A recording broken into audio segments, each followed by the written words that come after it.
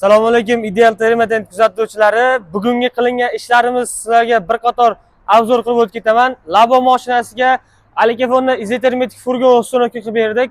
Bemalol ko'rib tomosha qilishingiz mumkin. Polni ideal darajada chiqarib, chiroyli qilib berganmiz. Nikellarga bitta ahamiyat berib qo'yasizlar.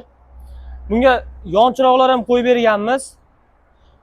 Orqa tomoni darvozasini aytib o'tib ketaman. Orqa tomon darvozasi polni qulflanadigan ruchkalardan bo'ldi. Gabaritli chiroqlar o'rnatib berdik.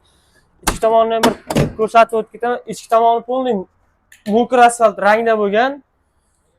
Pollarni ham Alikefondan qilib berganmiz. Kafor degalardan ustunovka qilib berdik. Yana bunga qo'shimcha ravishda yashik ustunovka qilib berganmiz. Shu kulish dankirat narsalarni solib berishga.